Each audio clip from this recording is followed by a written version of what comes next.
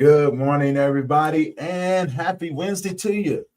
Thank you for joining me for another episode of the Great Flex Talk About It podcast. And before we get started, if this is your first time tuning in, do me a favor, head over to that YouTube channel, hit that subscribe button, hit that bell notification so you'll be notified every time that we drop a new episode. And of course, we always doing daily episodes, so we have something for everyone that's going to be tuning in. We encourage you to ask questions and comments, or ask questions and leave comments along the show. Now, my next guest, she's amazing. She showed up with the cat ears this morning, so I'm really looking forward to this. And I've talked to her previously, and she's just an amazing person. So before I bring her up here, I would like to remind you that this is for educational purposes only. Now, without further ado, I introduce Jocelyn Bass. Jocelyn, welcome to the show. Hello. I loved your intro. I thought, it's like earth-shattering. See, I told you never know where I'm going to be at. I told you the first time that we met, I was in a spaceship. I was going to Mars. I met some people. They was like, hey, you need to try this out. I was like, and they sprinkled a little dust on it and gave me the PDF. And I was like, you know what? I'm going to try that. Yeah. Love it. So voila, there it is. So, before we get started, tell people who you are. Tell people where you're from. I'm Jocelyn, and I am currently in New Jersey. I am a Jersey girl. I've been a Jersey girl through and through. Give me 4 seasons. I've lived other places, but I always come back home. And and this is, I'm just sitting in my home and enjoying the quiet, because I do have 3 kids and a lot of animals. Understood. So that piece of quiet is kind of precious, right? You know. Yeah. And again, I love the artwork that you have back there. We talked about that a little bit. Tell people about the work that you do. Yeah, so I do a lot of things. Someone was recently telling me to just call them all modalities, but I just kind of mix them all together. So I'm a yoga Nidra guide, and an Akashic Records guide, and a soul art guide. And I'm an expressive art therapist, Intermodal, though I don't actually work in the therapy field anymore, because I like the more spiritual end of things. And and I'm an EFT practitioner. I'm an artist. I'm a writer. I do all of that. And then I kind of just intuitively bring it in and out of work with people, like women's circles or workshops or one-on-one sessions or journeys. I love it, man. I love it because you have a multitude of ways that you can pivot with people to help them. And there is a through line. Yeah, the spiritual guy, right? I always like, if I had to give myself a title, I give myself the title of cultivator of curiosity and creativity in the human experience and experiment. I love that. That's my through line. Like, get curious, get creative, and let me help you with that. I love that, right? Because especially in this world today, I think we need a lot more creativity to add beauty to the world, right? Because that's how the world is created, through imagination. Yeah. And spirituality is just a beautiful facet to help others navigate through this world. Yeah. Right? Because we see the physicality of everything. We see the buildings, we see the people, we see the cars, all of these different things. But we don't see the underlying definition of what it's like to have a human experience in this world, right? So deep. So very deep. I was, Jocelyn, I was just talking with a colleague of mine. We're actually going to be doing a program on healing, right? But not just healing, but like you said, the spiritual healing, right? The ancestral healing, things that we carry through our DNA. And I'm not going to get too far into it, but I just found it fascinating because here lately, everybody wanted to talk about spirituality. And I was like, this is just funny how this works. I'll tell you what, I did a lot of ancestral healing in the last 2 years. And it's like I started to get like shy of it, because every time I would go, because I had some deep ancestral wounds that like 7 generations back at least. And I was healing them. And every time I would like go and to heal it, it was so much detoxing of my body. I would be sick for like 3 or 4 months. And nobody would Really? get it. No one else. I have 3 kids, and no one else would get it. And it would just be this random like swelling in my nasal passages, or I'd have this weird rash or something, and it would never be anything I did to get rid of it. It was just like detoxing this 7 generations of wounding and just trauma from my DNA. So, when you get into that, you have to make sure you tell people take care of themselves. I've been experimenting with it, right? Not really experimenting with it. I think I found it by accident. Yeah. I think I figured it out by accident. I was my grief had showed up right before, a couple of days right before Memorial Day. And as often, when it shows up, it's needy. Yeah. So I'm like, you know what? Okay, I'll give you what Yeah. you need. I'll sit with you. And then, I can have an intimate relationship with my grief, and I can sit in the storms, and when it shows up, it's always giving me something to help me in another level of my healing. Yes. But this time it was kind of different, right? It shows up, and I noticed that I've healed from a lot of the things. So the storm really wasn't too bad, but there was a few lumps in there that kept poking itself out. And finally I was like, you know what? Come on out, right? Because just as well as I do, when you first start in the storm, before any of the healing comes, it'll bounce you around, throw you up, bring you back down, kick you to the curb, pull you back in, and smack you around a little bit, right? Yeah. You become your grief's bitch. And I was like, oh no, Pretty much. don't do that. Don't smack me around like that. No, I wasn't ready. Yeah. All those different things, but this time it was different, right? And tell me what before we get into your story, I just want to get your thoughts on this. But I sat there with it, and when I saw these things poking itself out, there was something different about it. I knew that it was telling me to go deeper into it, right? And as I walked through the journey and I looked at all the different versions of myself that I had to heal from the different areas of my life, right? I was like, okay, this is good. But then it was like, I go into this dark room and I could see this little silhouette of a door. And I went, and these different versions kept pointing to it, said, you need to go in there. And I go in there and there's people, but they're not people. They're the spirits. And I began to sit with them like a student, like in the middle, like Indian style. And I'm listening to them, and they're saying, "Hey, I need you to release me from this."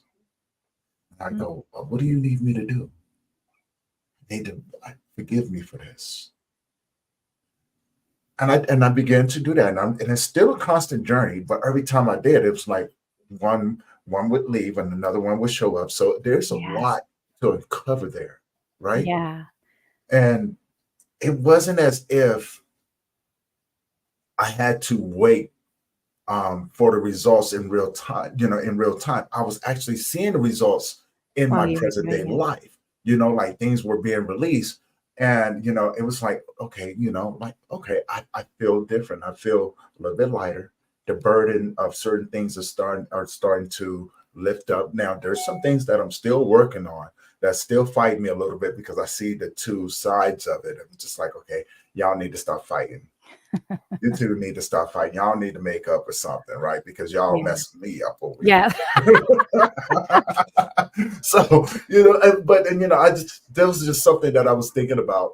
I want to get your thoughts on that before we get into your story. That's so interesting because I go on a lot of shaman journeys. And so I actually was on one this morning. I just started a huge creation journey in soul art. It's going to be about 3 months of a journey. And I actually went through a really deep grief this morning. And so I understand, like I feel that. And I had to get to a place of forgiveness for myself. So yeah, and forgiveness is such a beautiful journey. And in the Akashic Records, there is a mantra from the Akashic Records that was channeled down. And it's all about forgiveness. And it's forgiveness of myself, of forgiveness of you, forgiveness of me for forgiving you. Like there's all kinds of levels and layers to the forgiveness. Right. And when you speak that mantra, it works for like a week and a half. You can feel it shedding over a week. And it's like at random times in that week, you'll start feeling, oh, wow, something just released or like hiccuped or something. And you'll feel it without even realizing it. So like I that sounds almost like a shamanic journey to me, like being at a doorway and, and really kind of allowing it to open, allowing yourself to be present with what is on the other side. Did you go through the threshold of the doorway? I did. Yeah. And that's where you're I sitting did, and I Indian closed the style. door behind me. Like Yeah. I don't know why, but it was like go into the door, close the door, and like I said, it was like a room, right? Yeah. This huge room, Yeah. and like I said, there was people, but there wasn't people. I think it was the spirits, Yeah. right? And that's when I started thinking about the ancestors. Yeah. And I was like, oh, because okay. I don't know if you've ever had this feeling, but I've told you about my journey in this world. It always made me feel like with certain situations that I was paying for somebody else's stuff, like it Yeah. wasn't mine, right? And I Oh, was like, yeah. I didn't even look. I don't even know where this even came from. I didn't do nothing. I should be on a clean slate right now. Why am I still paying for this? And it was just a consistent thing, but it wasn't like a right now burden. It felt as if something I had been carrying this for quite Yeah. some time, and it was just now starting to resurface. Yeah. So those ups and downs through life where I couldn't figure out why I was just going through some of this stuff, because I was like, this can't be normal. Like it's been 3 years and I'm Doesn't getting even hit feel like every week. yours, right? It's like Right. so when I've done ancestral work, I've been on shamanic journeys doing it. And I traveled through to the original, the place where it originated, because that's where, and so there might be lots of generational, like I've worked on the paternal maternal side of my wounds for a long time, because all across my history of my father's mother's side is single mothers going back years with 8, 9, 10 kids, and either their husband dies, their husband's sick, they leave their husband, and it's just these, and they had this wound. And when they showed it to me, they all walked toward me and they were holding their wombs in their hands and they were empty. They didn't give anything to themselves. They gave everything to their kids. And this wound, I felt it. I mean, when I found them there in my journey, I was a faucet. I couldn't breathe, because I was like, there was nothing left for me as I was like seeing them walk toward me. And I had to heal it from there, from that like that original root. Yeah. And so that, I would say, go back to that door. I would say, go back and get curious and ask to be shown the original. Ask to be shown where it was birthed, what it was birthed from. And, see if you see images or sense feelings in your body, and really play with your clair abilities. And then when you're ready to heal it, and honestly, I hate to say heal things, because I feel like in our lives, we don't heal things. We're always on a healing journey, right? I feel like there's always something to heal, and we're always working with something, but to the point where it's not overtaking your life, right? Right. And then ask for help. What needs to be done? What can I do? You can rewrite the story if you're like, say, in your Akashic Records or something, but you can also support these ancestors by in your life making different choices and inviting them in. So that's one thing. I don't know if I told you about this story the other day, and part of my story is losing my parents. But when I was in a class, and I have a very specific ritual. Whenever I'm going to do something that I know my ancestors will enjoy, I go to my ancestral altar and I say, please come with me and experience this with me. Like, I want you to experience this with me. I want you to have joy in this, right? And so I went to this class and I had invited them first, right? And I'm in the registration. I do registration for this class, and so I'm Jocelyn, right? This woman comes in, she's new, and I say, "Hi, welcome. What's your name?" She goes, "My name is Diane." I said, "Oh, that's funny. That's my mom's name." And And she moves over to the right. Then the next person comes in, totally new. I said, what's your name? He goes, my name's Joe. My parents were Joe and Diane. And I'm sitting in a room and it's just in a triangular situation with me, Joe, and Diane. I had this moment of like, well, I'm glad you came. Like, I mean, how random. And it wasn't like Diana, Di, Joseph, Joey. It was like Joe and Diane. And they danced with me the whole time. And so sometimes I think when you're healing ancestral wounds, to invite your ancestors who are healing with you. Because when you heal your ancestral wounds, you're healing them, you're healing the generations ahead and behind, and bring them in to celebrate with you and give them the opportunity to feel through you, the freedom and the joy and the laughter.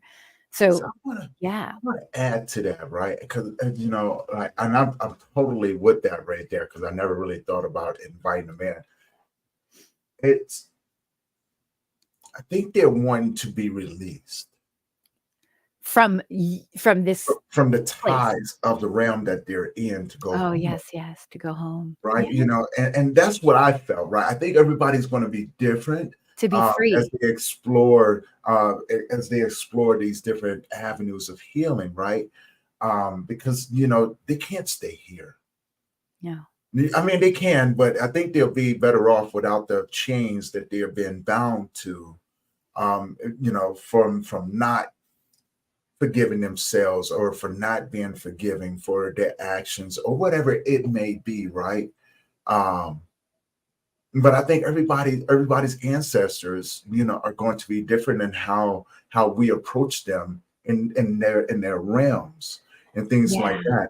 Because I'm a student, right? And it's like they're teaching me, but they're also saying, I need you to forgive me, so this doesn't go down to the next generations. So we can heal, hundreds, if not thousands of years of generations in these moments. Yeah. For ourselves, because we do. And well, I think what's interesting. I gotta be careful how I word this, right? Because I don't want anybody to think that, that my way is the best way, or is the end all be all. And I encourage people to explore their own. But in my thought pattern, we carry that trauma in our gene codes, and through blood DNA. ties. Yeah. Through blood ties. And I think with inside of there, the code that is inside of there, we can rewrite through the healing. But and I think when they come to us, we have to become the version of ourselves that they needed back then.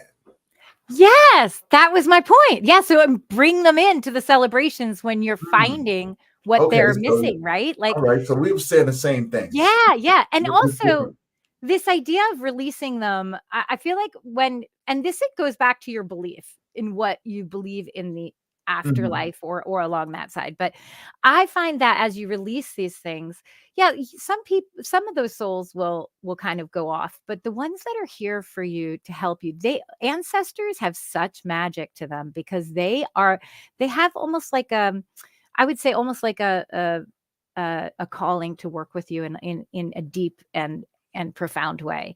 And so even if they aren't stuck anymore, they will still support you, especially if you can help them heal through the pieces that, like for me, that idea of constantly giving to everyone else and not themselves, right?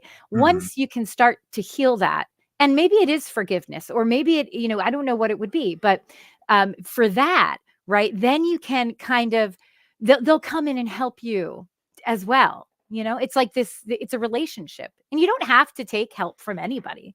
But I do think ancestors can be a beautiful, amazing community for people when you're working. I think my ancestors are practical jokers. I mean, that could be. Because they're always doing stuff to me. I'm like, look, I didn't even mess with you. You stop. You stop it, right? And the reason being, because I think they have a really, really manic temperament, right? Yeah. And what Yeah. I mean by that is playful in a way, right? Like, oh, I'm gonna do this to you, but then Yeah. I'm gonna correct it. I'm gonna correct it really quick, like, right? But it's going to be fun. But it's gonna be, yeah, but yesterday it wasn't a lot of fun, right? So Yeah. as I've been on this journey, you know, some things just come about, and as life would have it, I got frustrated, and I allowed the moment to take me over. Yeah. But just like the moment was there, it was corrected shortly after, right? And you So learn something I'm from it. going. I went to the store to go buy some groceries, and and I was going to get a money order to pay rent, right? I walk into the store. I realize my envelope is gone, Mm. so I lost my money. I lost my money. You're like, I don't, So now I'm like, well, that's it's not not going okay. to, no, not at all. I just had it, right? That's not okay. So now I'm running around looking for this envelope. I was like, oh well, somebody got it. Somebody got it, and they're happy because there's over $1,000 in there now. Oh well, shoot, man.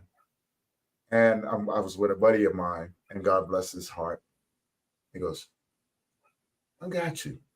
I was Mm. like, no, I got it. You know what I'm saying? Let me just go over here. So I walk out, I come back in, he's getting everything for me. And I'm just looking at him like, and then I can hear this little laughter. Ooh, look, you should have saw the look on your face, Tony. I was like, ooh. You wait till I come back and come visit you. I am duct taping your little spirit butt. You don't even have no idea. Stop listening. See, You this is know, why I'm saying they need to go on. They need to but go on. yeah, so I'll preface everything by saying not all ancestors are for your best and highest good. We have some ancestors that I had to untether from a few of my ancestors a while back. I Mhm. untethered from people who I could tell were not for me.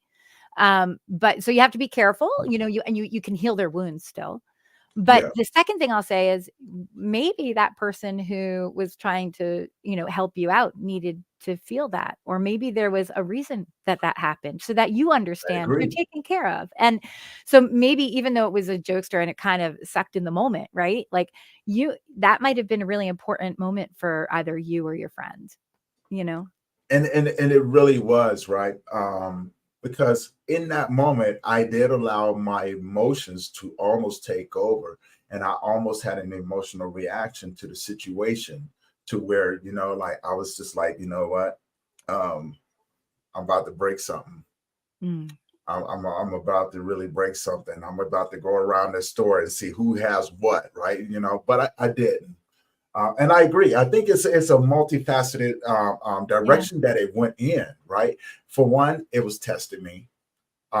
Two, you know, it was humbling because through my humiliation for making such a stupid mistake, it was humbling to have someone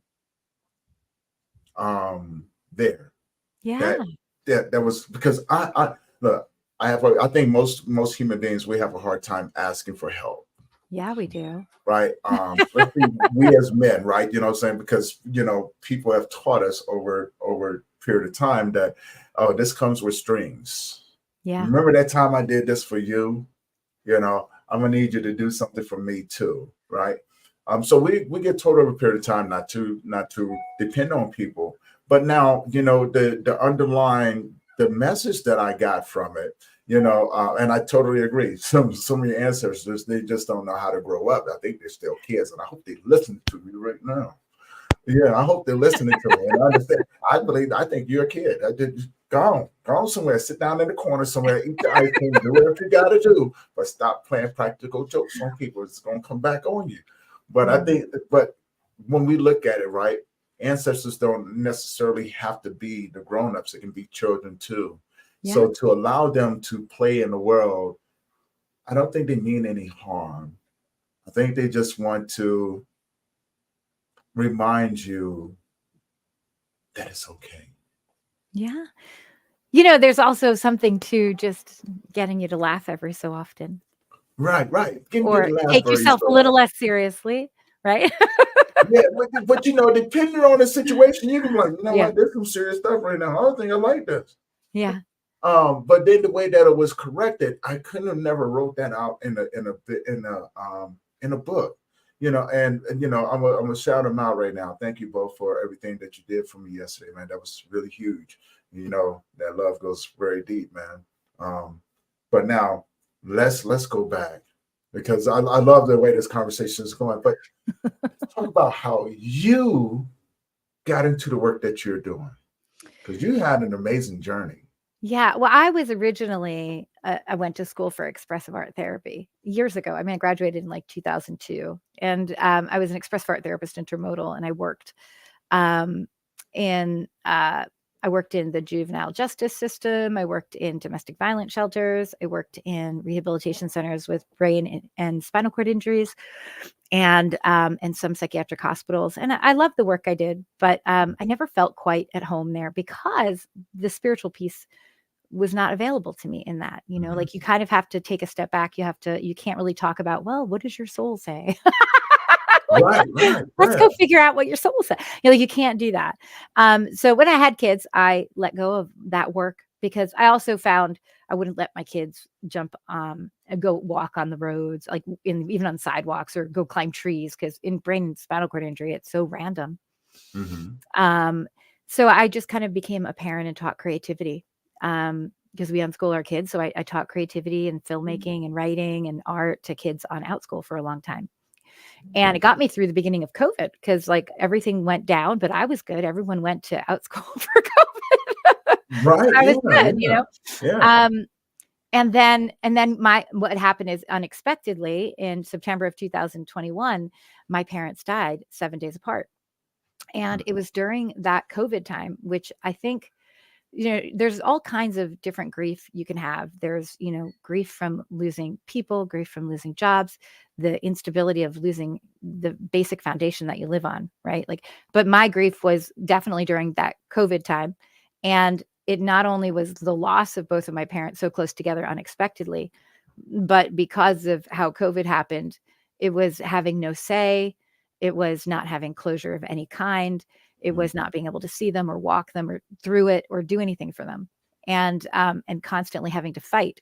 And then, oh, I was just saying this to someone else the other day. I'm like, and then the trauma of the constant things on people's lawns that said healthcare heroes, which every time I saw it, I would, like, fire would just start to come up in me, because my parents' situation was, had nothing to do with healthcare heroes.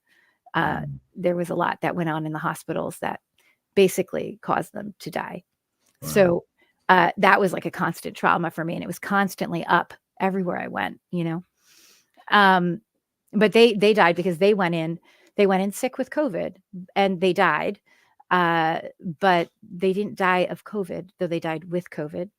And it was just to watch what people did to people who needed help. You think your last resort is the hospital, and you think they're going to help, but it Mhm. was it was if I had known what would have happened, that happened, would never have sent my mother to the hospital.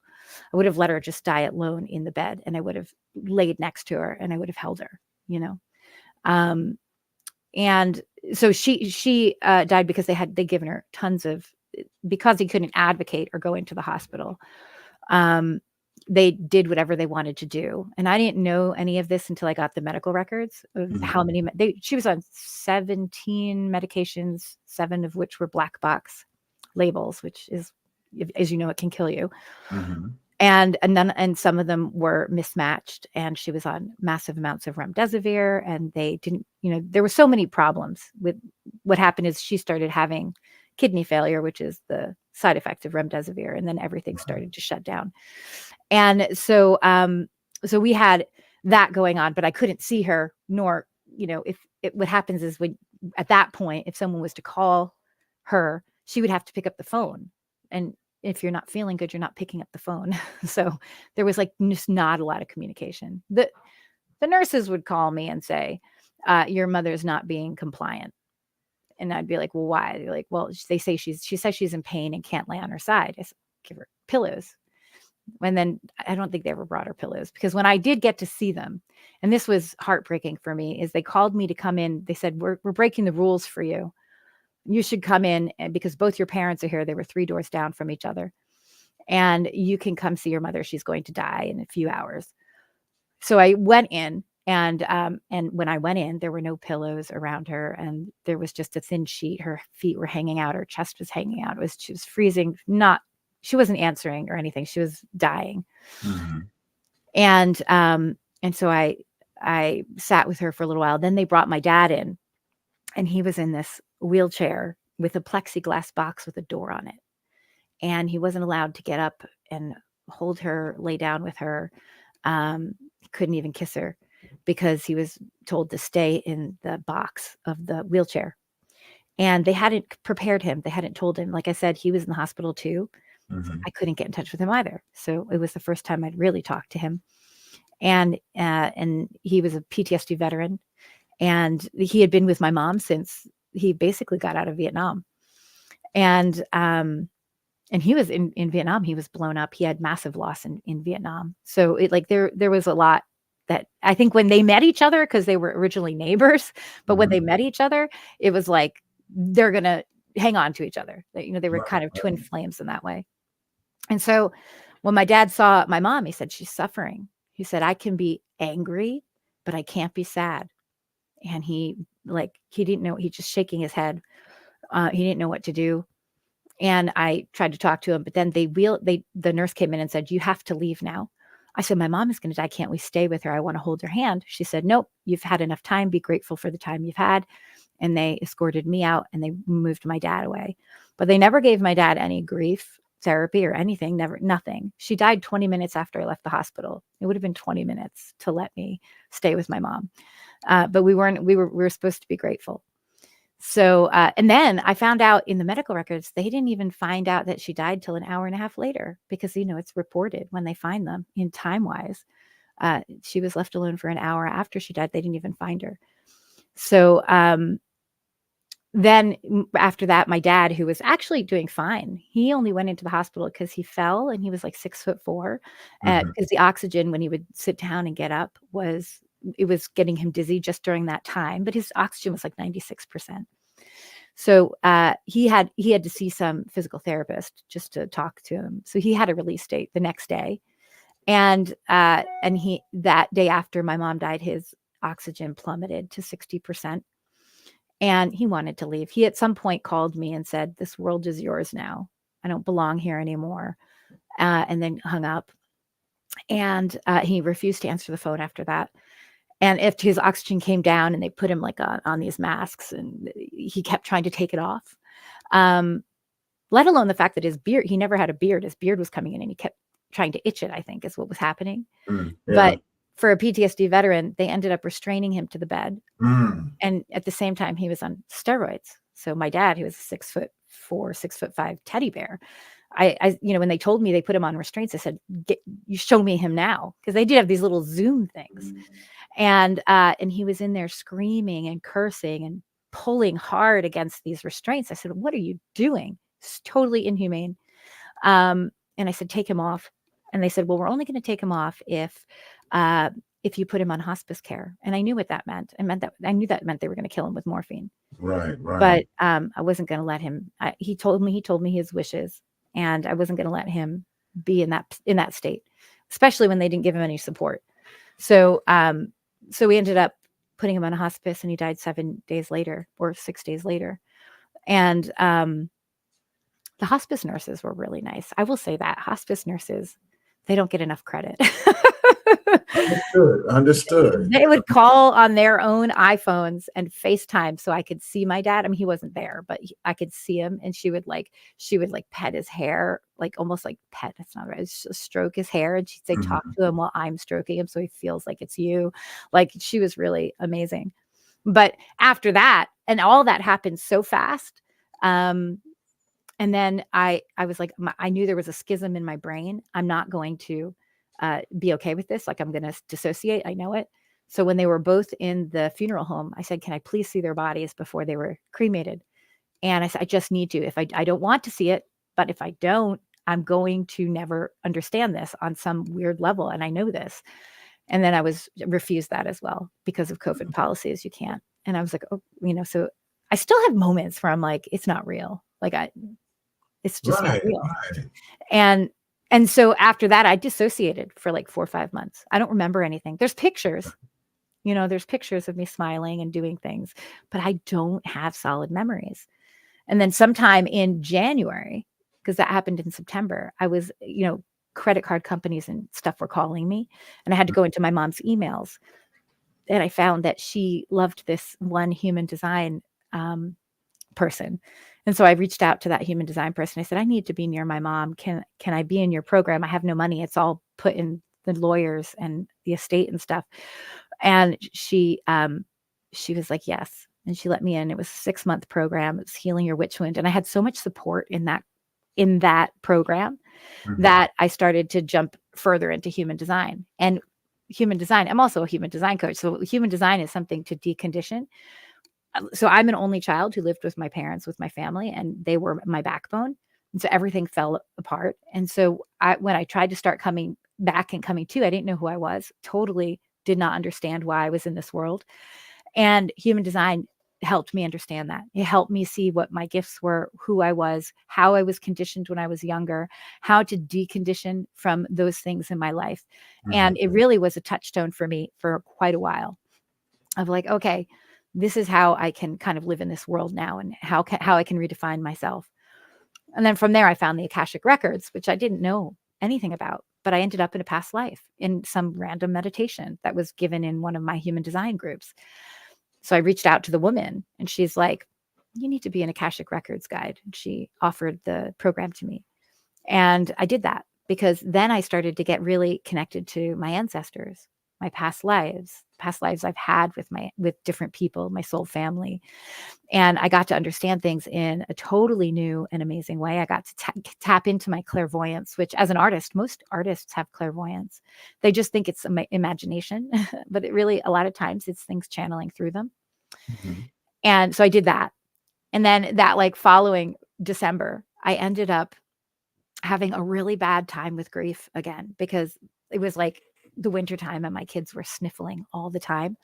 And I wasn't able to sleep. I would stand, I would like, while they were sleeping, I'd be like, are they breathing? Are they okay? They're going to die. Like I was like in a really crazy place.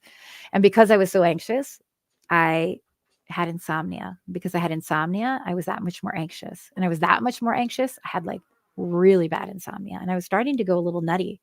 I wasn't really able to see like reality anymore.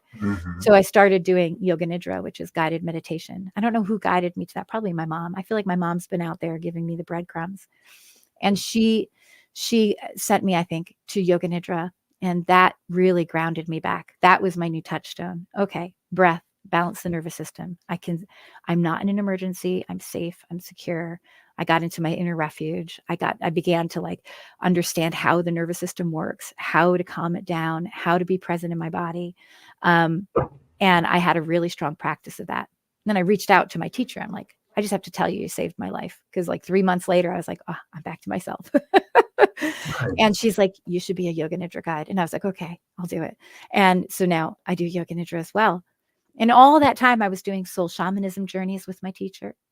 And then I found soul art, which is basically expressive art therapy, which would be like art. I always say this, like art on lined paper, but soul art is like expression on a blank canvas or in a blank studio. It like allows for all the layers of who you are to come in and be tapped into.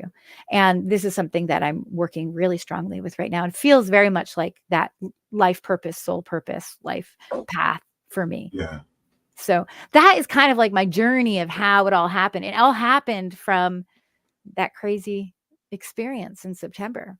And I don't think I'm healed from it. Like I said this morning, I'm starting a new creation journey in my soul art. I'm creating a piece for the essence that I want to bring in. And I had to create an altar. And I used all these petals and beautiful things. And all of a sudden, once I had that done, this well of sadness came up. And over my altar, I just like cried into it. I'm like, I guess my tears need to be part of it, because I can't even, like, I can't find it today. So like the grief always comes up. It's always there. And you know what, in a way, every time I do have a moment like I did this morning, I'm like, you know what? I'm still feeling. And that is really beautiful, because, I could easily have gone down the path of dissociating for the rest of my life. Yeah. So I almost enjoy when the grief kind of comes back to me. It reminds me of all the magic that is in life, of that I am never, you said something earlier that reminded me how lonely grief can feel. And I had a long thing with loneliness. I was trying to write a poem about it, because we're so afraid of loneliness, right? We're so afraid of it. And in the end, grief is a lonely thing, because you could have a family of 10 kids, and each of those kids, if they lose a parent, is going to feel it differently. They have a different relationship. They have a different experience. You are alone in your grief. But yet at the same time, it's a universal thing. Everyone experiences grief. Right. And at the same time, you're not alone in the spirit realm. You do have ancestors. You do have guides and guardians and angels and whatever else you want to call them. You're not ever really, truly alone. So it was an interesting study for me. I never wrote the poem. Maybe I should go back and write it. I love that, man. I love that, because, you touched on a few things, that brain fog that comes along with it, and I think everyone I've ever talked to, we all talk about that brain fog, not remembering what's going on, because we get stuck into a routine, right? And some people think that, like you said, Jocelyn, some people feel like they're going crazy. I think we all have in that moment, right? Like, because there's so many different things that are going through our mind. Yeah. That we, days become weeks, weeks become months, months become years, right? And they all just kind of blend in. But we have no recollection of anything that we've done. Yeah. Like you said, unless they take pictures. Like the robotic. Right. Like, hold on. I did what? When? Taking care of, like, you're like taking care of your to-do list, in the, like, making sure everyone doesn't, survives and is fed, and yeah, but like so disconnected from the present moment of what you're actually going through. And so, and grief, like, at least the kind of grief that I experienced, I couldn't have opened it all at once. I needed to open it slowly through different modalities, because if I had opened my heart to all of it in the beginning, I don't know if I would have survived, because I needed to do it in its own time, in its own place. And each little tool that I got opened up a different facet of it. And it's like, I never closed the door on grief. It's open in my life all the time. Grief is a portal. It's a place to, when you have your heart broken that deeply, you are open for massive transformation and change, and you can create in that space. So, like, each of those things kind of broke me open a little bit more as like a portal of grief. And I think a lot of people, they pass by it. They don't want to look at it, because it's a lot of feelings. It's a lot of like needing to open into something, and needing to be present with, like I said, sometimes when I would have moments where I felt like I was totally not like not present at all with my grief, I would have songs I would play to open myself back up. One of them was, I don't know if you know the song "Even Though I'm Leaving" by Luke Combs. Like, that song, I do. I can listen to that song any day and it'll break me open. And like, if I noticed I'm going a month and I have not, like, and I'm not feeling connected to anything, I'll put that song on and I'll get into it, and I'll like allow myself to daydream into that song, because I don't want to end up hardened. I don't want to end up, in this place of not vulnerable, right? Yeah. And I totally agree. You said a few things right there. But I want to touch on the lonely road of grief, because I really agree with that, right? Grief is such a lonely road. I think what a lot of times people find themselves struggling or in trouble when it comes down to the lonely road of grief.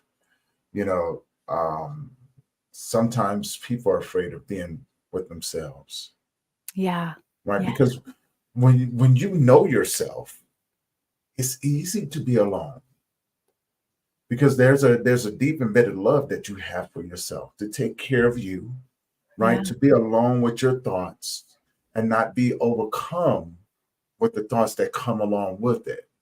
And I think it goes back to the healing aspect of it, right? And a lot of people, they're afraid to surrender to the process that grief can take them through. And not understanding that, because we have a tendency of wanting to be safe and secure in the things that we are familiar with. Yeah. Grief is not that. It is not. Grief Not is at all. not familiar. It has no blueprint. When it shows up, it's saying, hey, I'm going to need you to pay attention to me, right? And depending on the individual,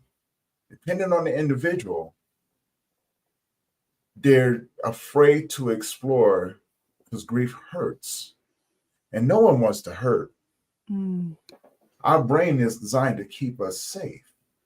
So Yeah. when grief shows up and that hurt begins to dig deep down into your soul, trying to extract information and take away those things that keep you safe, we have a tendency of wanting to push it away, right? We have to go and instead of sitting with it, we want to go and surround ourselves with people that are comfortable with being victims. Yeah. Yeah. And I'll add to that the idea that um when you're experiencing and you're sitting in grief, yeah, the idea that you are not the same person anymore, right? Right, So right. there's not a familiarity, I've been dealing with parental death, so I think that also kind of one ups the not being familiar with yourself anymore. Like I had to go from only child to now elder of my family. Very Hmm. strange, very strange. Like there's a lot of weird responsibility to that. Yeah. And so that was weird and totally unfamiliar. And so that I feel like you're on point with that. Like how can we be comfortable in ourselves in that, we're maybe not the same person, and things that comforted us before might not comfort us now. Right. And right. And then that idea too, that as we change, I'll tell you what, when my parents died, I lost a lot of friends. They weren't Hmm. comfortable Yeah, yeah, around me anymore. yeah. They couldn't just, I didn't change. I probably did change because I was in a depressed place, but people didn't necessarily want to be around the sadness that I exuded because I didn't stop myself. I would cry. I still cry. Oh, I'm in the supermarket. I'll cry openly if something does like brings me to a place, right? Hmm. But I don't think people were very comfortable with my expression of grief or Hmm. talking about it. And so Hmm. I did tend to lose a lot of friends. And I think that happens too as you move to different layers in who you are, as you start to align with your true self, with your soul. The people who don't align anymore, they may have aligned with that piece of you that wasn't necessarily who you are. And when you change, you might lose those people. But you hope that, you're going to bring energetically, magnetically people in that are now at your level. But I think that Hmm. that is a very common experience when we go through life Yeah, transitions. yeah. And I want to add to that as well, right? And this is just a thought pattern, something as you were saying, and I was like, those people who leave, I often look at the time frames that they've been in my life, right? Mm, And we think about our lives and the different versions of ourselves that we needed when we were going through it, right? Those people who are leaving carry that connection to that life that you no longer live. right, right, So as we begin to grow and learn from our grief and begin to heal from those things, I think those people are leaving because they are no longer needed um, as you move forward, yeah, right? yeah, Because they just carry memories from a past life that you no longer live. We right, hold on like it's like a safety net, right? It's like having your own personal cheerleader. yeah, right, Right, when you think about it, right? Think about it. The people that knew you from your past that are gone right now, there's probably been times, and there's probably people that can relate to this. Please, everybody, leave a comment. Tell me what you think about this. Everybody's tuning in on Instagram, Facebook, LinkedIn, Twitch, Twitter, YouTube. Guys, tell me what you think about this. I think when those people leave, they allow us to close off a past version, right? Because they're no longer needed anymore. But the problem is that we get comfortable with them because they're a safety net. Maybe their leaving is them giving us permission to heal. Right. Or to transform. Right? But it's easy to take those things personal, right? Because of the relationship. Now we're looking at the physicality of it, right? The relationship that we have with that individual, there's a certain amount of bond. Yeah. Like, why don't they like me anymore? Right. What happened? Why did they leave me, right? But I think what happens is that grief requires sacrifice. Just like anything that you do in this world, grief requires a sacrifice.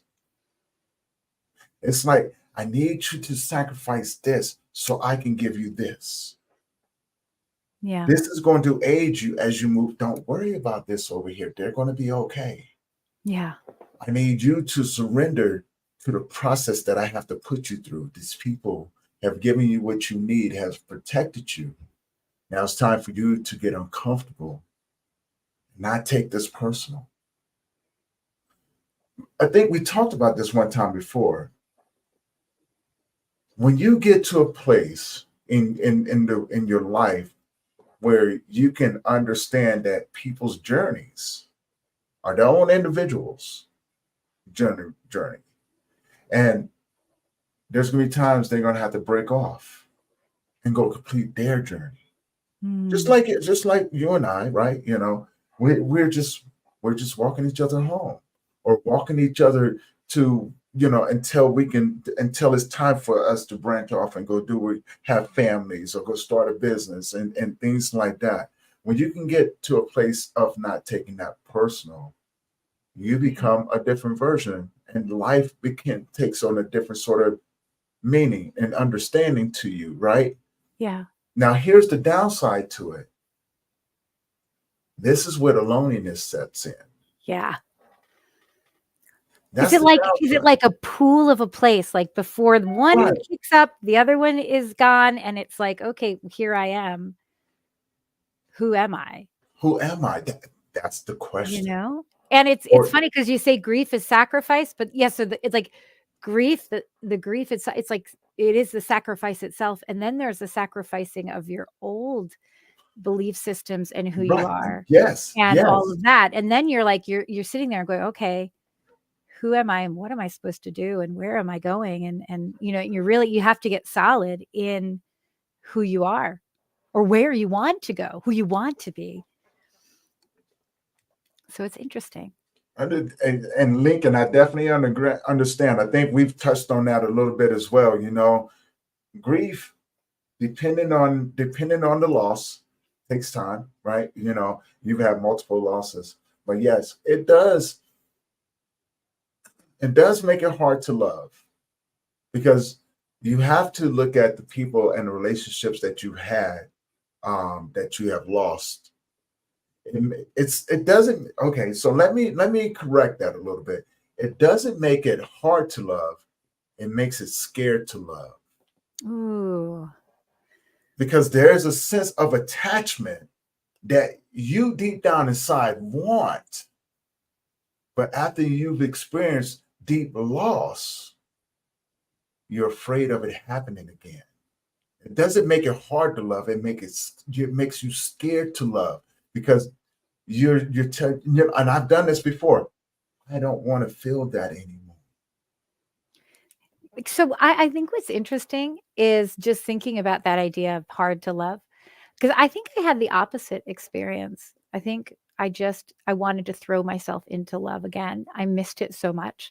But yet I also had that thing where I I stopped talking to people. I needed my own space. I would cry Mhm. alone. I would take like baths alone and just cry. And I didn't want to talk to anyone about it.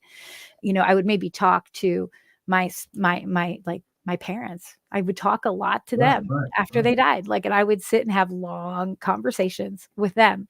And I think I was probably hard to, um, I was probably hard to uh, take sometimes. So I feel Yeah, like yeah, I understand that, but I was also like, I just want to be loved, right? So I wasn't. yeah. I don't think I was scared of feeling that again, but I I wanna was add to definitely. that. Yeah, go I ahead. just wanna add to that because I love that, but I'm looking at the other side of it as well, right? And just speaking from personal experience, it wasn't it wasn't that I was afraid of loving because I fell in love with me, right? Yeah, First and foremost, I fell in love with who I was becoming after I released all the things that were binding me to those situations that I had lived through yeah, and the healing process. So I became very, very comfortable with being alone. Now, I often tell people grief is my gift, right? It was born from pain and trauma and tragedy. And I was able to go back in and pick those pieces out that I didn't need and let it replace it with things like I allowed it to replace it with the things that I needed in order to move forward, right? mm, Now we talked about this before. I mentioned this before, and I stand on this. That's when it dawned on me. It wasn't that I was afraid to love or receive or afraid to receive love. I am the seasonal one. So I have to pay attention to when people come into my life. Are they here for me or are they here mm, for my gift? mm, There's a sense of responsibility that comes along with that, yes, right? There's a sense of deep embedded understanding. Because if you're here for my gift, I cannot allow myself to love you physically. That means I have to love you in a way that where you're needed and nurtured um, through what I can give you through my gift. yeah, Meaning, I cannot get attached to you.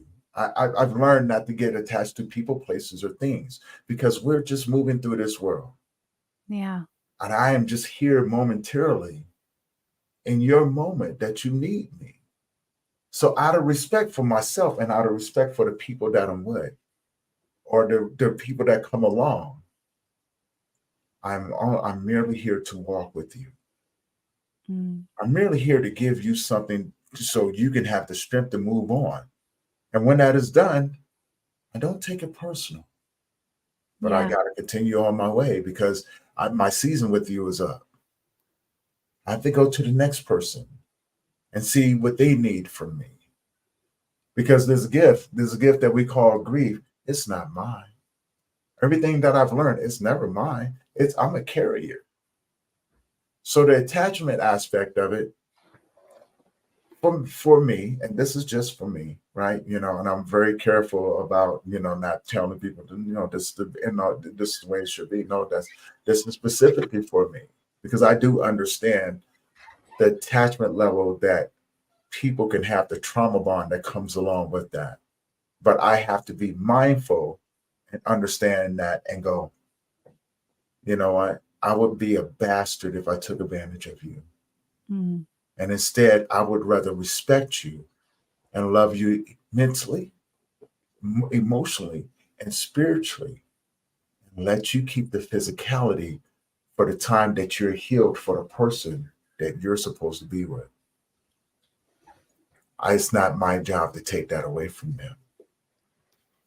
yeah. I love that idea too. Like, well, we come through it, and you're walking along with somebody, and you can walk along just as a you just as a person, a human being next to another human being. And just in this experience of it. And I can walk next to people who are experiencing grief, and I can feel their grief, and I can relate to their grief, and I can hold their grief. And I don't have to be in a relationship with them. But I can be supportive. I can walk with them. I can show them ways to work with their grief. I can show them how to open to it. Right. But I love that idea that you put it. It's like, so that when they are ready, they'll find the relationship they need when they've come to that place of who I am and bringing that in. Yeah.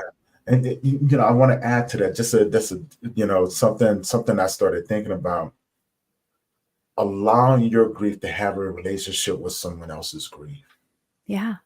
Because wherever you're at within your grief journey, you may be a little bit stronger, and the grief may need something from yours to tie them together so they can have the strength to go, right? And I think, when we talk about the spiritual, it's the spiritual connection versus the physical connection, versus versus the lonely road and things like that, these different variables, all of these different variables play in, right? People will remember the way you made them feel. And Lincoln said something, love is just a feeling. I would have to push back a little bit on that, but I never take anything away from that. Love is an action. Love is how much are you willing to take and still love me? Like, I love my brothers and my sisters. Do they get on my nerves from time to time? Yeah. But see, I only have one blood sister, but I have many, many people who have become family to me. And yeah, they get on my nerves sometimes, but I love them anyway, because that's part of the process of being part of this family, right? But look, just because you get on my nerve doesn't mean I don't love you. You know what I'm saying? Just because I may disagree with you, it does not mean that I don't love you, right? You know what I'm saying? It just means that in that moment, in the actions that we have, you getting on my nerves. That's all, but I'm still going to love you. I'll never mistreat you. I never mistreat anyone for that matter, because for one, I know what that feels like, but that's part of being a family. And it doesn't matter who you are, where you at, this grief binds us. I think that goes back to what we were talking about, loneliness. I had mentioned it then, is like we have our grief, but then there is a universal grief. It's like you are alone in your grief, but it's also a universal thing. And though some people decide not to walk into it and they just kind of pass by it and they allow that door to close, it is not, they still had that experience within their energetic self at some point. And it's something where no one's going to get out of this life without it. Right. No one's getting out without it. And I always say you got to like kind of grab your balls and look at it, because it's like it's going to come back.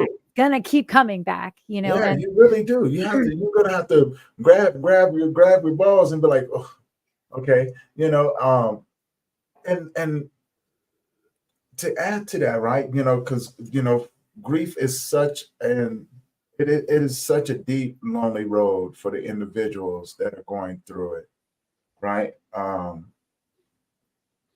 And I just want to add to what you just said. Grief is also when a person is stuck in it. Sometimes when they come into our world and they see how we handle our grief, I think by being around us, our grief allows their grief to start to express themselves through our actions, through our words, right? Because we never know why people come in and out of our lives. Oh yeah, and we're all connected. Right, we're all connected, and I think that right, in a lot of ways, if they see us, they go, man, I would like to be there, right? But if they hang around with us long enough, they will tend to mimic what we do.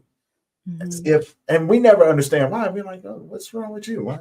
Because our grief is allowing their grief to actually express themselves and take them down the road of healing. I think correct me if and feel free to add in or tell me, and just let me know what you think. But I think our grief allows them to open up the door for the person um, to grieve properly through our actions, but through our spiritual connection. Mm. Yeah, I think Just thinking about that. I think words and conversations hold energy that anyone can tap into. And you know what, that idea of bringing the spiritual, and when I say spiritual, like, I am not religious. I follow my own spirituality. I've kind of picked and chosen. I've been in the Akashic Records. I have my own understanding. So I also have lots of friends who are religious. I don't think it matters what spirituality or religion you are, but to Right. allow for like this, just a bigger picture or design to come into play can be really helpful, in the sense of feeling through the loneliness that happens when you're in it. But yeah, just tapping into. I like to speak of energy a lot because Right. Yeah. it is. I mean, energy has been read on on machines and devices, and we are all part. We all connect and tap into each other's. I mean, I'm sure almost everybody in your audience has walked in a bar or a restaurant and felt the energy, and they're either like, "I'm here," or they're like, Yeah. "Not going there," right? Yeah.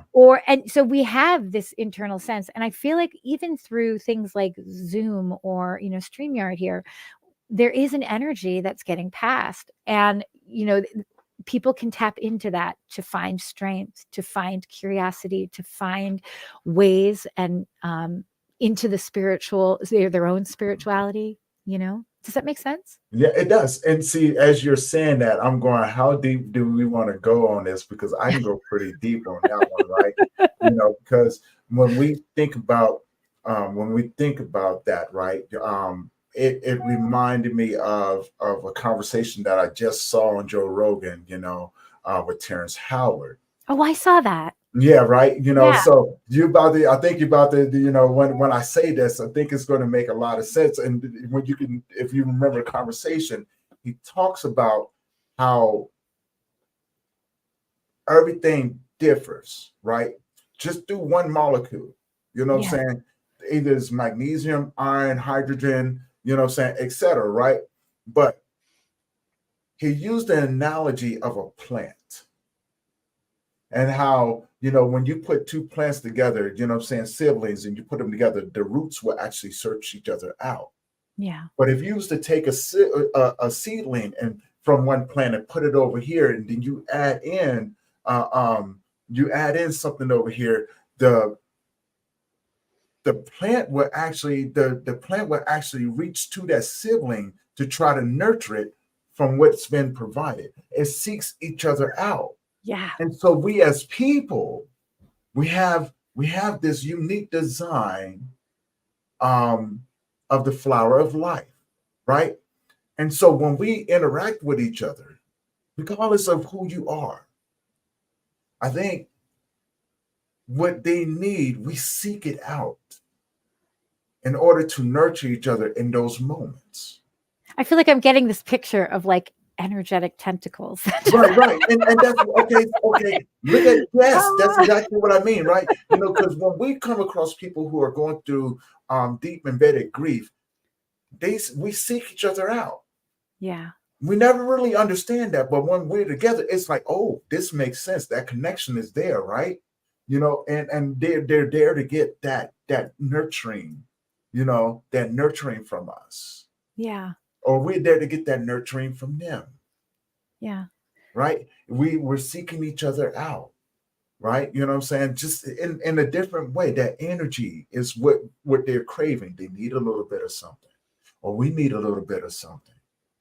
So it reminds me of those different things, because there's no different in the genetic makeup that we have. We all have a flower of life design hidden in our gene codes, and through energy for either it's ancestral, or present day.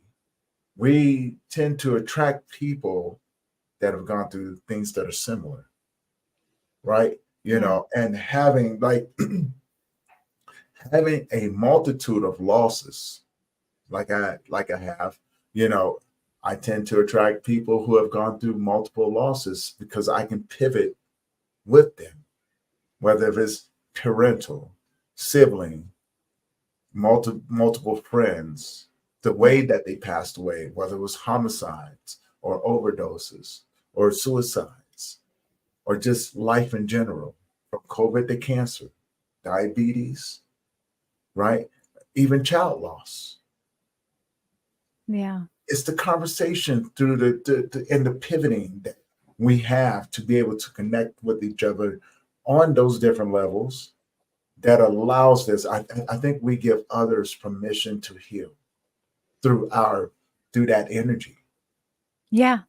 Yeah. I would say Hmm. that yeah, you should like go back and make a little thing out of that because that was awesome. See, you know, That's what I'm saying. right? You know, but you Yeah. see, you bring this out of me because I'm like, man, I love the way that this is going, right? And I know you probably have, you know, I don't want to keep you too long because you Yeah, know I I love do. it. I, You know what? It's I feel the same way because I've had a lot of loss as well in my life in a lot of different areas. And I feel the same way. Like I feel like, you know, I can talk to people about grief in so many different ways. I can pivot right. and I can understand. And I never totally understand, but I can open myself up to their experience and I'm not Mhm, afraid of it. I'm like, okay, I have a you know, maybe a resonance of that mhm. and I'm always curious. And Right. where do we meet? Where is it? Why are we having this conversation? You know, like why is this right here at our fingertips? And what is Right. there for both of us to learn from it? You There's know? I think that's where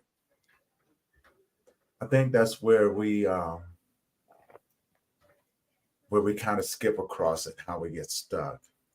Because we forget that we're here to walk each other home Yeah. through our shared experience.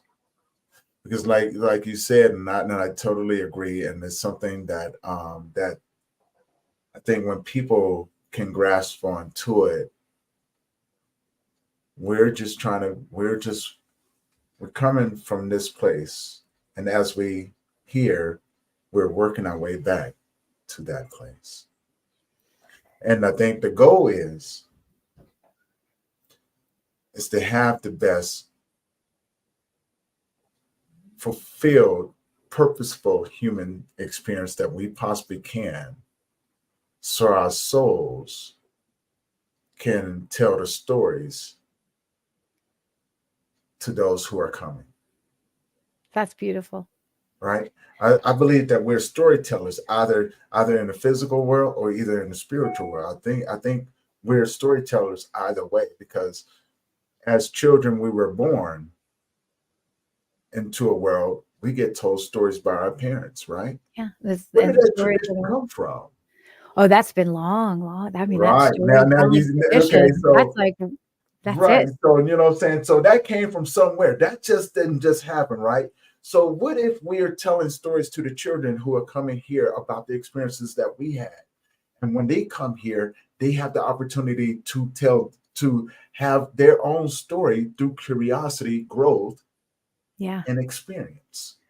So what I like to look at it like, and I've done this since I've been in the Akashic Records a lot. What I like to think, I call this the human experiment or Mm, the human experience, but I think I like experiment.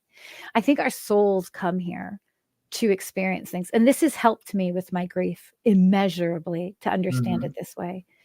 I was put here to feel things because when we are not incarnated into the human life, we don't feel things, we know everything.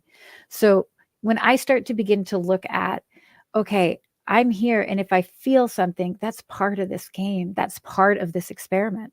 I'm going to feel into it in every way, shape, and form. I'm going to feel into it. Then I'm going to be like, what does that look like? What does that smell like? What does that sound like? What can I create out of that? What story can I tell from that? Right.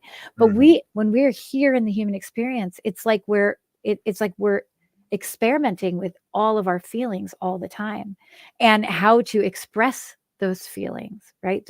So then it makes me less scared to feel because I was built to feel it. That's what the human experience is. I'm built as a human being to feel Right. things, right? That's what Right. I'm meant to do.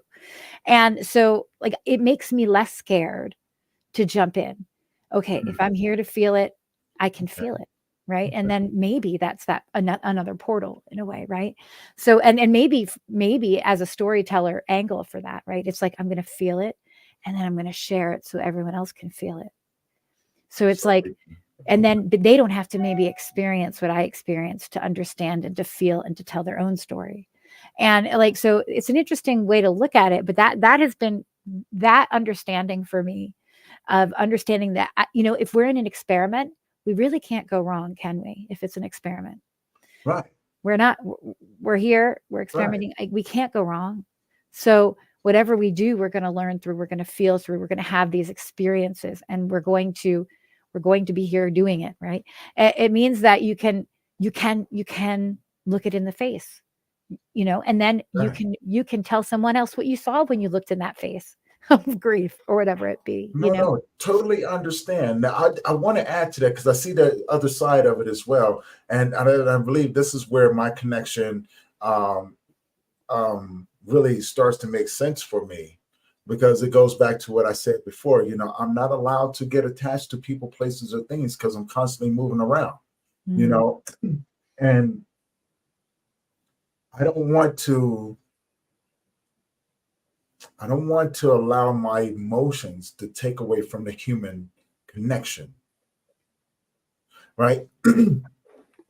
And I'm not taking away anything. I'm just adding to it because there's always different variables that we can Yeah. add into it in order to grow, but allowing our understanding our roles when we Mm. come into people's lives or when they come into ours, right? Because nothing's by To coincidence, not abuse that. and not Is that what abuse it, you're right? saying? So Mhm. if I can not have an emotional reaction and learn how to have a logical response, this allows me that, and I'm only speaking from me, okay? Yeah. So I'm not taking away from anything. I'm just adding to what you're saying because I do believe in the emotional connection depending on the individual and the situation, Yeah. right? To allow myself to be able to do those things. But in most cases, um, when I come across people, I realize that they're not here for what I feel. They're here for what I have. So there's an interesting thing to talk about here because so when I say feeling like this is a human experiment and feeling through things, right? To me that makes it safe to open up my door to feel into Right, grief, right. right? Like that. And the But same then, thing. I'm not taking away. I'm yeah, just saying. I'm just add to it. I both of them. Now, if you see it from both sections, like the other both side of sides, right? relationship. It's just a reverse, right? But both allows for you to be open and to be able to give Yeah. without fear, right? Yes. Yes. One It is is good. just the attachment is not there. Right. Now you have to understand what I said before because I'm not I cannot allow myself to be emotionally attached to people, places, or things because I realize I'm the seasonal one. Yeah. Now, mind you, you know what I'm saying? Now I'm only speaking from the path that You're coming I'm in and the out and right, walking right. I'm people the a certain seasonal part of the one. path. So I don't want to hurt you, but nor do I want to keep you when it's time for you to go. I don't want to Yeah. take this personal Yeah. because it's not personal. So here's the question though. To me, that's not feelings, that's attachment. That's totally different. And to me, attachment has to do with your logicality. Like to me, when I say feelings, like I don't think of that as like to me that like a set attachment over here Uh-huh. and honest feelings here, like just experimenting with something. To Right, me, right. they're No, no. totally different things. So I totally get what you're saying. And that idea of just knowing. And I feel like when you connect with your higher self, with your soul, you're guided in the ease of those kind of relationships. You're guided in that. But to like, so what I'm thinking of is when you um knowing that you might have a propensity to get attached, needing to do that, but the attachment itself, I don't connect that with emotion. I mean, people get emotionally attached, which would be Right, like right. So in the now quotes. that's another area though, right? That's another area that's added in. So now we have three different avenues, Yeah. right? You know what I'm saying, that this thing can go in. So and that just goes to when we talk about the experience of grief and the way that we walk it, there's really no blueprint, but there's different variables, and it depends on the individual and how we walk. Yeah, and being aware, I feel like Mhm. this is the other thing. You need to be curious and aware of your conditioning, because that's where I think attachments come in. Mhm. Because if you can be aware of where you've been conditioned in life, here's a perfect example. I said, when I saw my dad in the hospital, he said, I can be angry, but I can't be sad. Mhm. I learned that. And when I tried to grieve my parents, everyone told me, go out and yell, go to a rage room, because I was so angry Right, at the right, hospital, right? And what did I do? All I did was cry. And I grieved and cried for every loss I had in my life that I wasn't allowed to cry for. And so right, like when he was gone, I was able to get rid of that conditioning. But like so I had to get curious and be like, right, right. why Yeah, is this yeah. happening? And I had that conditioning from my parents from a very, very young age. From the first time a friend of mine committed suicide was in 1991.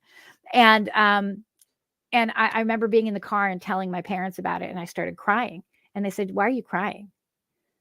There's nothing to be sad about. That was my first experience of that. Mm, And, so, and that conditioning followed me through every death. And I've had a lot of deaths in my life as well. And mhm. so when my dad was gone, all of a sudden it was like, here's the key to your sadness. And I had to get curious, and I had to look, and I had to try to get really angry. Right. And it didn't work. It really didn't work. I just ended up bawling and just crying, like just it was crazy.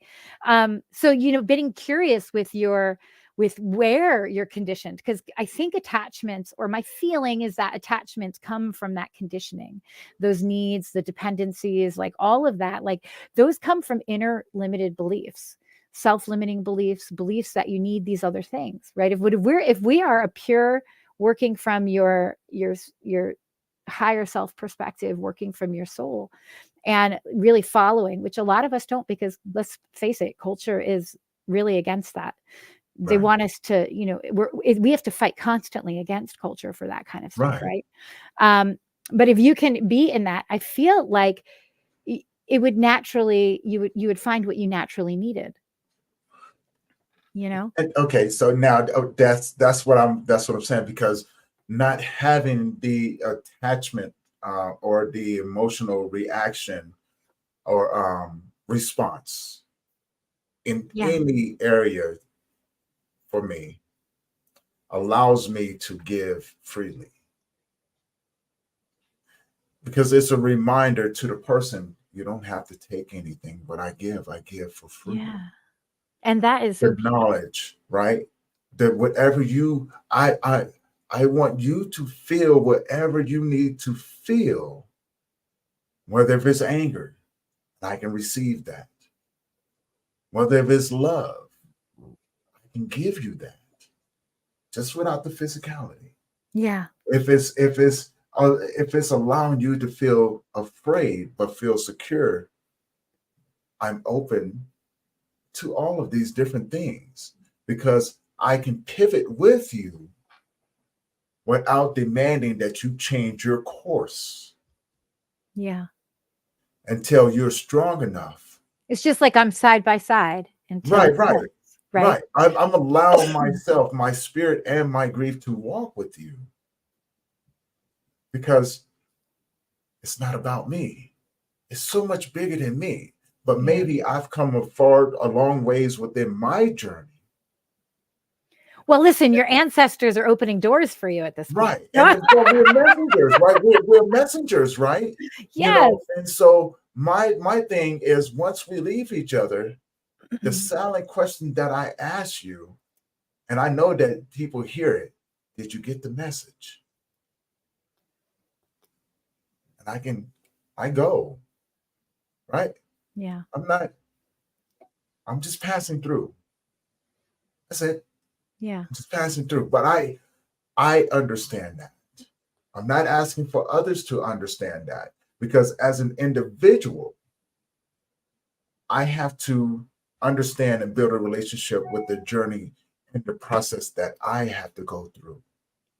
Yeah. And not everyone is going to have that same Right. journey. And not everybody's going to have that, but having, walking with people in that openness of receiving and giving, we have to know when to receive and we have to know when to give, but Yeah. we also have to know when to walk, to part ways, to allow this person to go on their journey and you go on yours. Yes. Right? It's not personal. It's not personal, right? You know what I'm saying? No. It's the memories that we create with everyone as we walk each other to the next destination. I'll tell you, I went through this very strange time after my parents died Mhm. because I felt like, and I almost felt like I caused their death because I wasn't living my life in the way that I maybe should have been living. I had this massive amount of guilt and shame because I'm like, had I just done more with my life, the universe wouldn't have taken them. Yeah. And it was anchored in me. So much so at the point I was like, I need to make sure I'm doing everything so no one leaves again, right? Like this at some of my craziest Right. times. Yeah. Right. Like I need to make sure I'm on my path so that no one else leaves. Like, so the universe doesn't take anyone else. And that was a really intense time for me. And I like this idea that if I wasn't doing it right, our paths would just be severed. Right. And that I don't know how that relates, but that came up to me while you were talking. I'm like, that was such an intense time for me. I love it. Right? Because again, it adds another path in the grief journey that maybe no one out there was thinking about. Maybe they're going through something similar and it may not make sense to them. But what you just said, you just added in something else to where they can probably go, oh, I've been feeling like that as well. But it just goes to show how many paths that grief can take us down, right? And how many different experiences that we can all individually have if we allow ourselves to surrender to the path that grief is taking us down. Healing takes time, and everybody's going to heal differently. Everybody's going to heal from different things. Now, the beautiful part about it is it's a shared human experience. That it is. We all have something that someone else needs. The question is, are you willing to give it?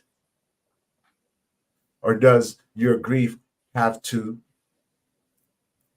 make you surrender to it, to make you understand that, hey, this is not yours. Stop carrying it. Stop carrying it like a badge of shame or honor.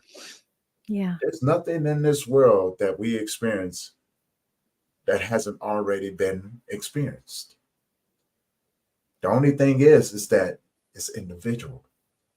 We just have to surround ourselves with people who have gone through something similar. Yeah. Right? I'll say this, as you were talking about also the idea of like the physicality of the relationships in grief. Mm-hmm. So also maybe not in like the role that you play or I play, but I remember when I was going through the worst of my grief, there were moments that unlocked me. And I could say almost all of the intense moments that unlocked me were when I had a random hug from somebody, or when I had a body work done and massage done, and it's like she touched somewhere that I was holding everything, where it was like there was a physicality to it, but it wasn't relationship based. Even the one time with my husband, I was like in the tub, and I was trying to take a bath, and I was just, I guess I never came out of the bathroom. I was just sitting there. By the time he came and found me, the water was cold, and he just came in, and like just him doing that act for me, and I just cried, and that was like a major release for me. So, but it had nothing to do with,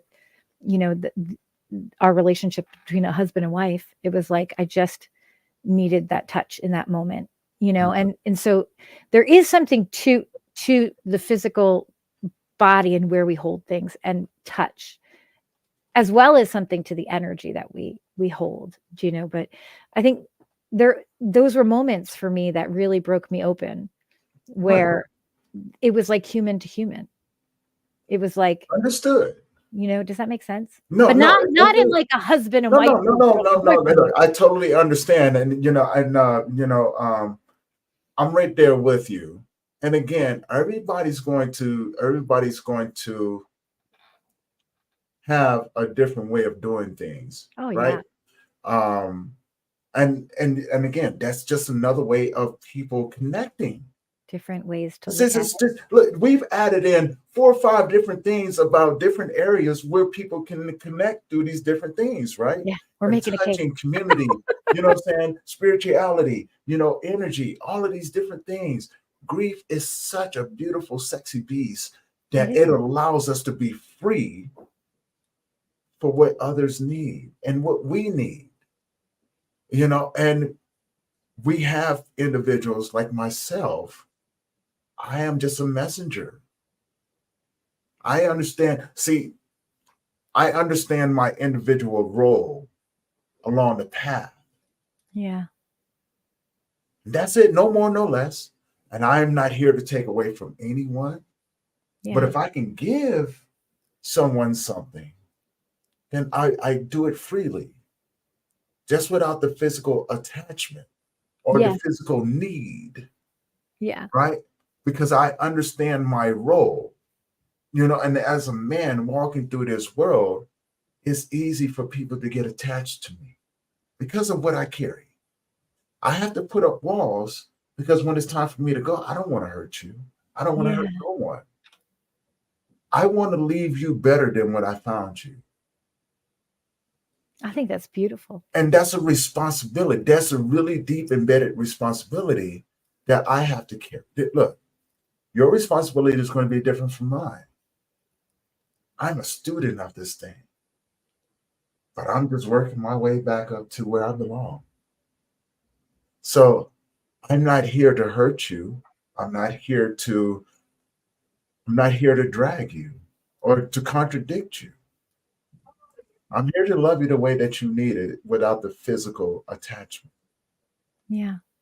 Do the energy that we carry, because I may have something that you need and you may have something that I need. Maybe a message that you carry that I can use to give to someone else.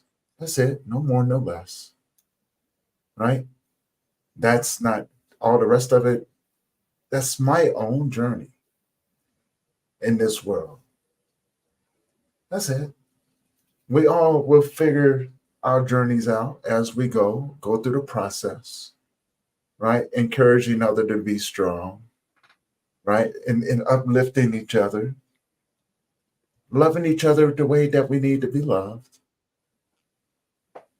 And there's those of us that are meant to be the lone wolf, Mm. not to, Not in a bad way, not judging it. not No. invalidating anyone, but to walk our journeys. Yeah.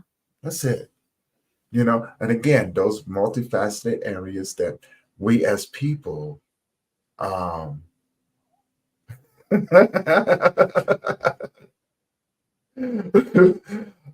see, LC, we'll talk later, man. You're gonna stop that. I'm gonna throat punch you. I've already told you this. He said, I hate to break it to you, brother. I'm gonna be worse off well, if I go before you, or if I leave before you, than when we first met. And I would just a little bit about that hits home, because I've known LC for quite some time. And when we first met, it was just divine intervention. I was working overnights at a 7-Eleven. And this is literally how we met. A guy walked in. I knew that he was going to try something. And LC walked in behind him. And the guy never knew that he was walking in, but once he noticed what was going on, it kind of diverted him and walked out. And LC and I have been brothers from other mothers ever since then, just through certain ties, from games to situations. And you know what I'm saying, it was just that automatic um attraction through that brotherhood. Mm. And we've been rocking ever since then, right? And so that's where he's going. He was like, you know, because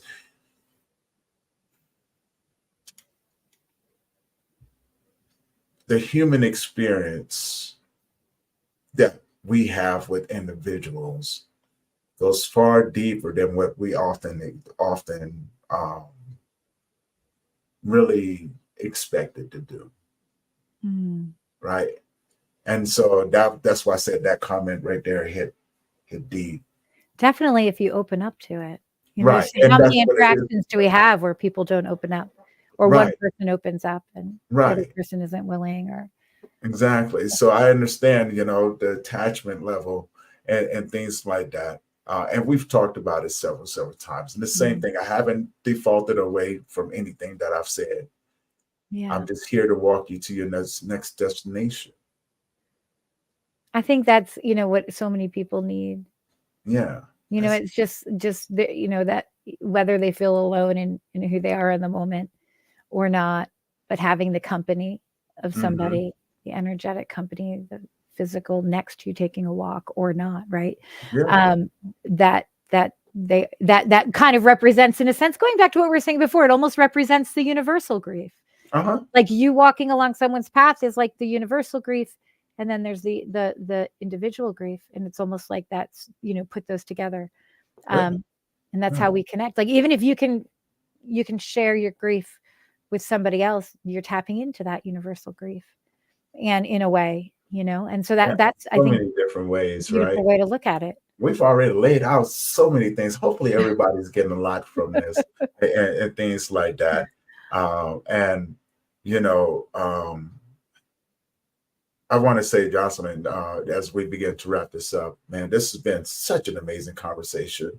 Definitely would have to do this again. Like I looked up, I was like, oh, we've been talking for an hour and a half already. But it's been fun, you know. Before I let you go, I always ask my guests this: if you could leave the audience with something, what would you leave them with?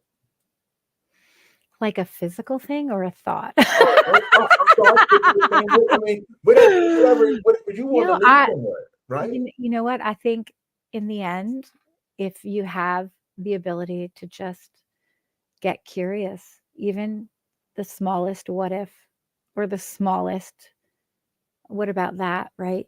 And just follow the little breadcrumbs. I think you'll be amazed at what you find. And I think the ability to change and transform starts with the tiniest kernel of question. Yeah.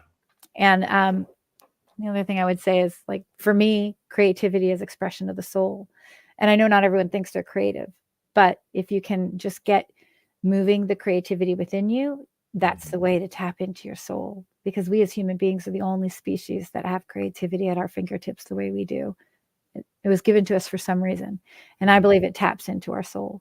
So even if it's like, put a pen on paper, close your eyes, think about something, and just let your hand go and see what happens, so that you don't have to judge it because your eyes are closed. Start there.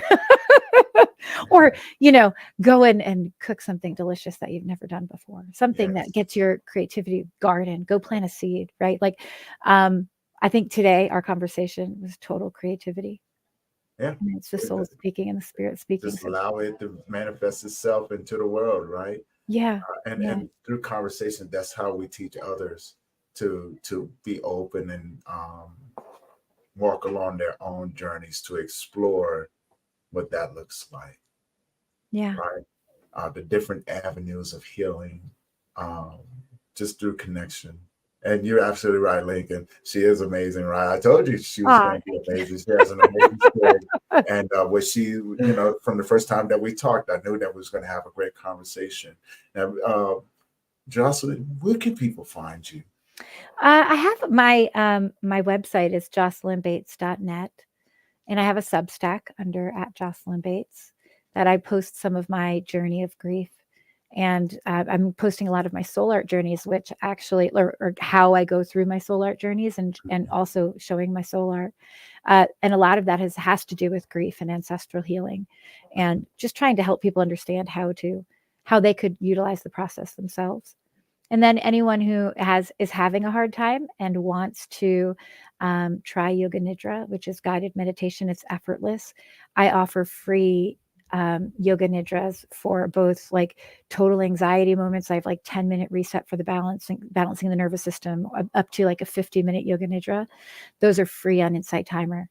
So and the app itself is free. So that's there for anyone who needs it. It's something I give back with. I love that. I love that. And with that being, I would stay on after we get off. I want to ask you something. Yeah. See what your thoughts is about this. But for everyone else who's been tuning in, Instagram, Facebook, LinkedIn, Twitter, Twitch, YouTube, thank you guys for tuning in. And if you rocked with us all the way to the end, and if you haven't already, do me a favor. Head over to my YouTube channel, hit that subscribe button, hit that bell notification so you'll be notified every time that we drop a new episode. But if you know anybody who can benefit from these conversations that we have, please, by all means, share this along with them. Your support means so much more, and it helps me get the content out there to many more people. Big, huge surprise. Actually, a couple things, updates. So we will be adding in another TV channel, so you guys will be able to be a part of that as well. As a matter of fact, too. And we will be starting to do a lot more in-person groups, as well as the live or in-person podcasts, as well as lives. We're still going to be doing dailies, but also we got a program coming out for you, coming out in July.